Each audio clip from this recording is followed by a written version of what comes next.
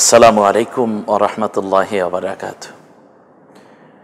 আলহামদুলিল্লাহ ওয়াসসালাতু আসসালামু আলা রাসূলিল্লাহ ওয়া আলা আলিহি ওয়া আসহাবিহি আজমাইন ওয়াল্লাযীনা ইত্তাবা'হুম বিইহসানিন ইলা ইয়াউমিদ্দিন। বাংলাদেশ এবং বাংলা ভাষাভাষী কাছে এবং দূরে যারাই মাহে রমজানের এই পবিত্র সময়ে আত্মশুদ্ধি, আত্মোপলব্ধি, আত্মবিকাশ এবং আত্মজিজ্ঞাসার তাকওয়াপূর্ণ মাসে সিয়াম পালনের সাথে সাথে বিএসবি ক্যামব্রিয়ান এসো কোরআন শিখি অনুষ্ঠান উপভোগ করছেন, সকলকে আন্তরিক মোবারকবাদ জানাচ্ছি। সম্মানিত ভাই বোন, একটু একটু করে আমরা আজকে পঞ্চম ক্লাসে উপনীত হয়েছি। আমি আগেই বলেছি, 4টা বিষয়ের জ্ঞান থাকলে কোরআনুল হাকিম পড়া যায়। প্রথম ধাপের শেষ পর্যায়ে আমরা রয়েছি হরুফের পরিচয়। হরুফ মানে আরবি বর্ণমালা। সেই বর্ণমালাকে আমি দুইভাবে আপনাদের সামনে উপস্থাপন করব। প্রথম হচ্ছে মুক্ত হরফ, যেটাকে আরবিতে বললে হরুফে মুকাত্তাআত বলা হয়। সেভাবে যে পড়াগুলো আছে এগুলো আমরা এক এক করে দেখে 4টা ক্লাস শেষ করেছি, বেশ কিছু পর্ব সাথে যোগ হয়েছে। আমরা আজকে পঞ্চম ক্লাসে ইনশাআল্লাহ চলে যাচ্ছি। পিছনের পড়াগুলো একটু মনে করার পাশাপাশি আজকে নতুন একটি পড়া, আরেকটা মজার ব্যাপার আছে এখানে। সেটা হচ্ছে আমরা যতটুকু পড়লাম কতটুকু আপনারা পেরেছেন সেটা মূল্যায়নের জন্য আমাদের একটা প্রশ্নপত্র আছে, সেটাও আজকে উপস্থাপিত হবে।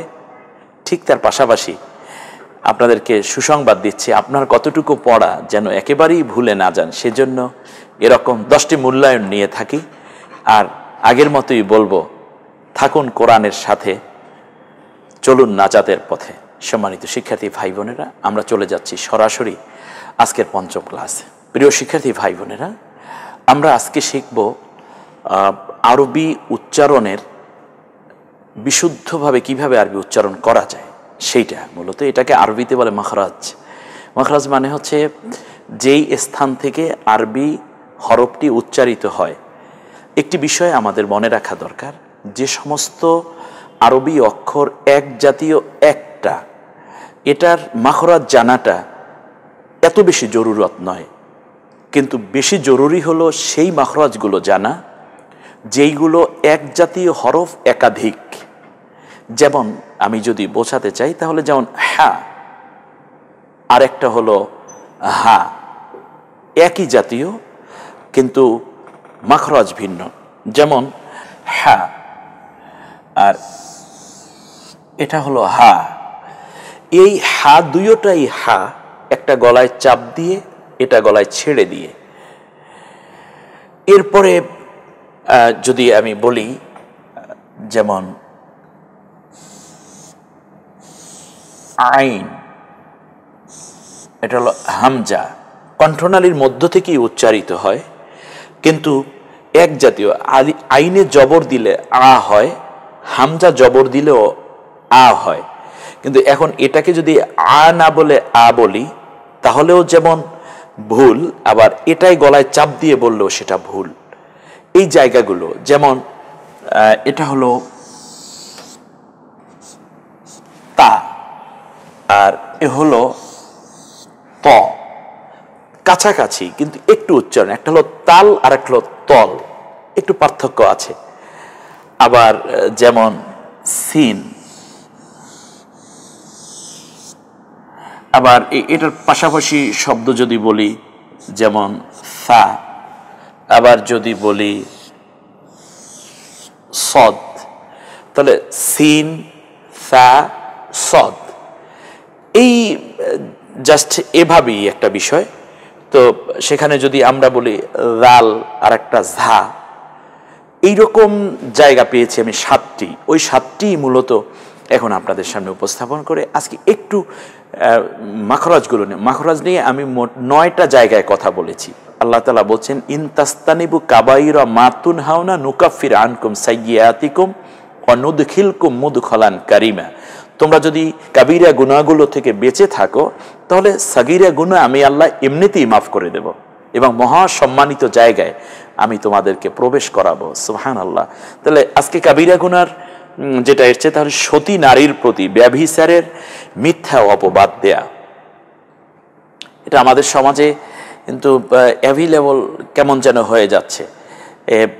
গুনাহকেও গুনাহ বলা যেমন হচ্ছে না, আবার গুনাহ নয় এমন মানুষকে অনেক সময় কলঙ্কিত করার জন্য, সমাজে হেয় প্রতিপন্ন করার জন্য যে কোনো নারীর প্রতি এভাবে অপবাদ দেয়, এটা ইসলাম একেবারেই অপছন্দ। অন্যকে আপনি অপবাদ দেওয়ার দরকারই নেই, আগে নিজকে সামলান। আর আমরা নিজেরা সবাই গুনাহ থেকে বেঁচে থাকি, ব্যাস ওকে। অতএব এরকম আমরা কারো প্রতি মিথ্যে অপবাদ দিয়ে কাউকে ছোট করব না, কারণ কিয়ামতের দিন তাহলে আমার বড় রকমের একটি গুনাহ আল্লাহ আমাকে দিবেন, যার দ্বারা আমার জান্নাতই নষ্ট হয়ে যাবে। আমরা পড়ায় চলে যাই সরাসরি। হ্যাঁ, একেবারে এক জাতীয় হরফ, এইগুলো আমরা এজন্য এনেছি, এটা গলায় ছেড়ে দিয়ে এটাও গলায় ছেড়ে দিয়ে একসাথে আমরা একটু পড়ি। এখানে লেখা আছে গলা ছেড়ে দিয়ে, এটা লাউডলি বলতে হবে। প্রথম হলো হা, হামজা, আলিফ। বলুন তো, হা, হামজা, আলিফ, হা, হামজা, আলিফ, হা, হামজা, আলিফ, হা, হামজা, আলিফ। ক্লিয়ার? যতবার বলতে পারেন আপনি। এটা কণ্ঠনালীর মাঝখানে গলায় চাপ দিয়ে উচ্চারণ করতে হয়, গলার ঠিক মাঝ বরাবর, আওসাত হলক বলা হয় এটাকে। আমি নামগুলো ব্যবহার করে আপনাদেরকে অতিরিক্ত পড়া চাপিয়ে যেতে চাই না। আপনি শুধু বলুন হা আইন, হা আইন, হা আইন, 1 2 3 4, 4 বার বলুন। আপনি এটাকে 10 বার বাড়িয়ে নেন। হা আইন, অক্ষরগুলো চেনা হলো, তার সাথে সাথে মাখরাজটাও বোঝা হলো। এরপরে হচ্ছে তা, ত, তা। আপনি যদি এতটুকু আলাদা করতে পারেন, দ্যাটস ওকে, যে আপনি একটা তা বলছেন আর একটা ত বলছেন। ত, তা, ত, তা। বলুন আমার সাথে, তা, ত, তা, তা, ত, তা, এভাবে বলতে থাকুন। এরপরে যেটা আসছে সেটা হচ্ছে দাল এবং দ, ওয়ালা দাল্লিন, আর একটা হলো দলিন। আপনি দাল্লিন না, হবে দলিন, এজন্য দালালাত। আবার এটা হচ্ছে দলালাত, দুইটা শব্দ, দাল দিয়ে একটা, একটা দ দিয়ে। অতএব আমি এটাকে আইডেন্টিফাই করার জন্য দয় বফলা ব্যবহার করেছি, অবশ্যই আপনারা দেখেছেন ইতিমধ্যে। এবারে আমরা চলে আসি দাল দ, কয়েকবার বলার চেষ্টা করুন। দাল দ, দাল দ, প্রথমবারই হবে না, আপনি পারবেন না। আমরা দীর্ঘটা দিন পড়ার পরে এর উপরে প্রশিক্ষণ নেয়া, প্রশিক্ষণ দিতে দিতে আমরা এ পর্যন্ত এসেছি। আপনি একদিনই অনেক সুন্দর হবে না, কিন্তু আপনার চেষ্টাটুকু আল্লাহ তাআলা দেখতে চান। আপনার চেষ্টাটুকু আপনাকে আল্লাহর কাছে পৌঁছে দিবে। আপনি কোরআন শিখতে শিখতে যদি মারা যান, তাহলে আপনি শহীদি দরজা পাবেন, এবং আপনার জীবনে ভুল হলেও এই ভুলগুলো আল্লাহ ধরবেন না, কারণ আপনি ছিলেন তালবে আলিম।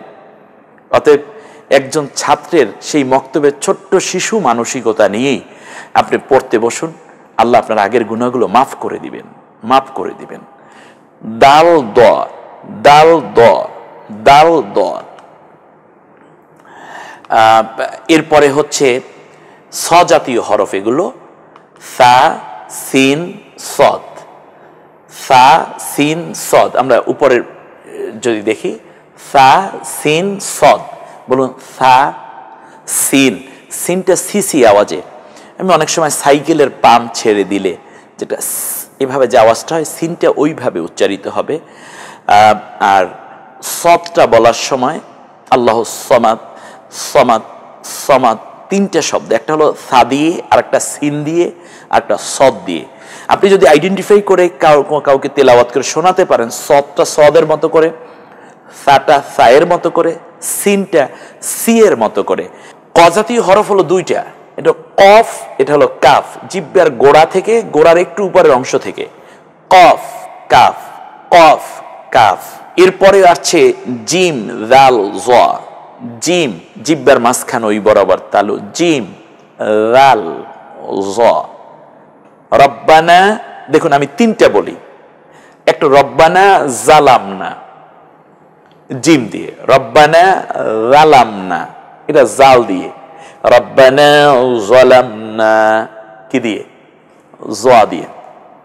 তাহলে আপনি যদি বলেন রব্বানা জালাম না, এটা ভুল।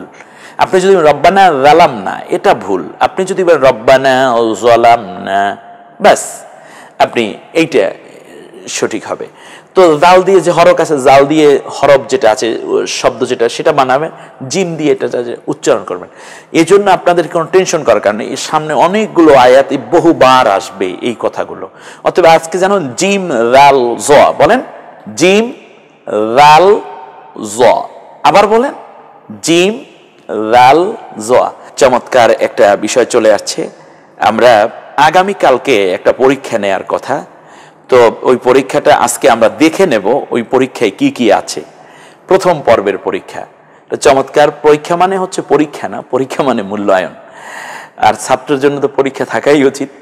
আমরা সরাসরি চলে যাচ্ছি, দেখি তো প্রশ্নটা কি কি করেছি আমরা। আপনাকে আজকে কিন্তু প্রশ্নপত্র আমি ফাঁস করে দিচ্ছি, কালকে যেন আপনি ভালো আনসার করতে পারেন। সেজন্য আমাদেরকে সর্বমোট 12টা প্রশ্নের উত্তর দিতে হবে, একবার বড় বড় করে দুইটা, এই 2 পেজ মিলে আমরা আমাদের প্রশ্নগুলো তৈরি করেছি। এবারে আসি, আমরা ছোট ছোট করে একটু দেখাই। এখানে আপনার নাম আসবে, এখানে রোল এবং আইডি নাম্বার আসবে, স্থান, আপনি কোত্থেকে পরীক্ষা দিচ্ছেন, কোন জায়গা থেকে সেটা, এবং কত তারিখে আপনি পরীক্ষা দিচ্ছেন। এখানে আপনি যে নাম্বার পাবেন সেটা এখানে দেওয়া হবে। টোটাল নাম্বার রয়েছে 100, পূর্ণমান 100। আমরা দেখি তো প্রথমটা কি, নিম্নোক্ত অক্ষরগুলোর নাম বাংলায় লিখুন। পরীক্ষা কিন্তু শুরু, মূল্যায়ন শুরু হয়ে গেছে। 1 নম্বর প্রশ্ন হলো এটা। আমরা প্রশ্নগুলো ছোট ছোট করে নিয়ে এসেছি যাতে করে আপনাদেরকে বড় করে দেখাতে পারি। এই হরফগুলোর নাম কি আপনি লিখতে পারেন? অবশ্যই পারার কথা। তো এরপর আমি হেল্প করলাম, আপনি এটা আলিফ হবে। আমি কিন্তু আগের দিন বলে দিচ্ছি, কালকের যেন 6ষ্ঠ ক্লাসে পরীক্ষাটা যেন ভালোভাবে আপনি অ্যাটেন্ড করে সাফল্য লাভ করতে পারেন। এরপরে হচ্ছে হা, দাল, র, সিন, সদ, ত, আইন, গলা একটু চাপ দিয়ে বলুন। কাফ, হালকা আওয়াজে ক, লাম, মিম, ওয়াও, মুখটা গোল করে, হা, এটা গলায় ছেড়ে দিয়ে হা, হামজা, ইয়া। তাহলে এটা তো আপনারা পারেনি। আমরা দেখি দ্বিতীয় প্রশ্নটা কি। সেকেন্ড কোশ্চেন হচ্ছে নুক্তা দিয়ে অক্ষর তৈরি করুন। কি চমৎকার, নুক্তা দিয়ে অক্ষর তৈরি করতে হবে। অবশ্যই পারবেন। সা বানাতে হবে। হ্যাঁ, আমরা ওই কাছাকাছি অক্ষর, নুক্তা কাছাকাছি যেগুলো, ওগুলোকে একই জায়গায় রাখার চেষ্টা করেছি পাশাপাশি। তারপর শিন, এরপরে বা। আমি কিন্তু প্রশ্নপত্র ফাঁস করে দিলাম, কালকের পরীক্ষা যেন সুন্দর হয়। এরপরে বা, জিম, তা, তা, কফ, ইয়া, ফা, নুন, জাল, সা, খ, জ, বত, গইন। মাশাআল্লাহ, এটা তো আপনারা পারেনি। তৃতীয় পর্বে তৃতীয় প্রশ্নটি হচ্ছে সঠিক উত্তরে টিক দিন। মানে একটু এখান থেকে দেখেন, আইন, এই আইনটা গলায় চাপ দিয়ে নাকি গলায় ছেড়ে দিয়ে বলতে হবে। অবশ্যই এটা গলায় কি চাপ দিয়ে। তো ইতিমধ্যে সঠিক চিহ্নটি এসে গেছে। হামজা, এটা অলওয়েজ গলায় ছেড়ে দিয়ে। হামজা এবং হা, এই হা, এই দুইটা গলায় ছেড়ে দিয়ে, গলায় চাপ হয় না এগুলোতে। বাস, ইহদিনা আন আমতা আলাইহিম, যাবে আন, এটা এইটা, এই হাটা গলায় চাপ দিয়ে না ছেড়ে দিয়ে। আমরা দেখতে পাচ্ছি ইতিমধ্যে সঠিক চিহ্নটা এভাবেই চলে এসছে, গলায় চাপ দিয়ে। সা এবং জাল, সা এবং জাল, বলুন তো দেখি, এটা নরম আওয়াজ নাকি শক্ত আওয়াজ, কোনটা হবে? নরম আওয়াজে এটা উচ্চারিত হয়। 4 নম্বর প্রশ্নটা হচ্ছে একটি মাত্র অক্ষর যার নিচে 2 নুক্তা, অক্ষরটির নাম কি? তা, কফ, ইয়া, কোনটা হবে? ইয়া। তাইয়ের উপরে 2 নুক্তা, কফের উপরে 2 নুক্তা, কিন্তু ইয়া একটা মাত্র অক্ষর যার নিচে 2 নুক্তা, ইয়া। এরপরে আমরা চলে যাচ্ছি, আরবি অক্ষরগুলো লিখুন। আরবি অক্ষরগুলো লিখুন, জিম, জাল, জ, লিখতে পারবেন। এই যে মাখরাজ কিন্তু আপনার থেকে আদায় করছি আমি। জিম একদিকে পড়াও হচ্ছে, অপরদিকে প্রশ্নের উত্তর দেয়া হচ্ছে, মাখরাজও জানা হচ্ছে। জিম, তারপরে জাল, তারপরে আসবে জ, জ, জিম, জাল, জ। গইন, গইনটা লিখতে পারবেন না ইনশাল্লাহ? এইটাই গইন। খ, সা, সিন, সদ। হ্যাঁ, আজকে পরীক্ষায় যারা দেখছেন, আগামীকালকে আপনারা আমাদের ফেসবুক পেজ থেকে যে ঠিকানা দেওয়া আছে, ক্যামব্রিয়ান ফেসবুক পেজ যেটা রয়েছে, এখান থেকে আপনারা আজকের প্রশ্নটা ডাউনলোড করে নিন। তো এরপরে হচ্ছে আলিফ, মাশাআল্লাহ, আইন, হামজা, এই তিনোটাই এক জাতীয় হরফ, কাছাকাছি। তারপরে হচ্ছে নুন, মিম, ওয়াও, ইয়া, নুক্তা সহ ইয়া, র, শিন, ঝা, বা, লাম, ফা, কফ, কাফ। আপনার 5 নম্বর প্রশ্ন অলরেডি শেষ। আমরাও আস্তে আস্তে সময় শেষের দিকে চলে যাচ্ছি।